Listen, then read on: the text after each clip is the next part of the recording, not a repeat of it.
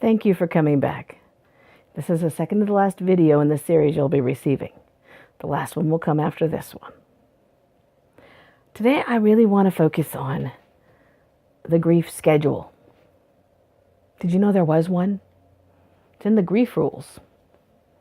There's some rules somewhere. I'm told there are rules, but I've never actually followed them, so I'm going to tell you my version of the grief schedule, okay? I know we've all heard time heals all wounds. Well, time and antibiotics maybe, or time and a good Band-Aid and keeping it sterile and coping with it as it's done, not just time. And that goes for grief too. You're also going to hear, it just takes time. You'll get over it soon. Do you want to get over it? I didn't want to get over my loved ones. I wanted to take them with me. How many times have you heard, why are you still so sad? You look so sad today. The fact is, grief and recovery takes time, and you are going to have sad times. The other fact is, it doesn't have to go on forever, as I've said before. There's nothing that concerns me more when I'm doing grief work when someone walks in and tells me that it's been 2 years or 5 years after a death and they are still actively grieving. Something went wrong there. That process should never take years, in my very humble opinion. We may miss someone over time, but the intense part of grief should be resolved and moved into recovery and into new life well before years happens. The fact is, they're always going to matter to us. They're always going to be there. They should too. But we shouldn't take forever in grief. Here's the caveat to that. It's always at your pace. When my friend Mary, who was a hospice nurse extraordinaire, lost her husband, while she was at the funeral, someone decided to take his clothes out and dispose of them. They were sure she would never move on as long as when she got home, his clothes were in the closet. Can you imagine? I think I might have had to kill somebody. The whole concept of moving on doesn't make sense. It's a big no.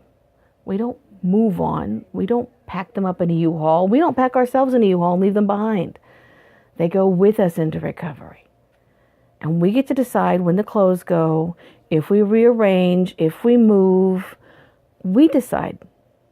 Not somebody else. It's our time. We need to take whatever that means to work through the leftovers. What we wish we could have said, the things we wish we could have heard from them. Maybe the apologies we needed to make. Because usually there are some. What did we need to do to finish that relationship so that we can take them in a finished relationship with us into recovery? The right amount of time is what you need. It's not a year. It's not 6 months. It's whenever you say. Did you see the news coverage about the bombing in Paris last year or the year before? There was a big celebrity event, and a bomb and an attack took place.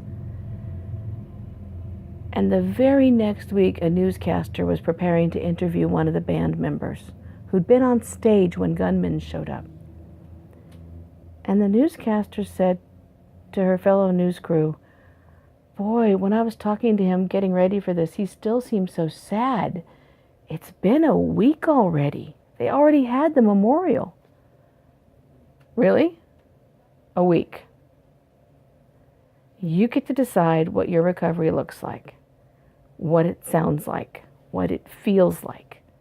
You get to decide what your environment means when it tells you you are past the grief and into recovery.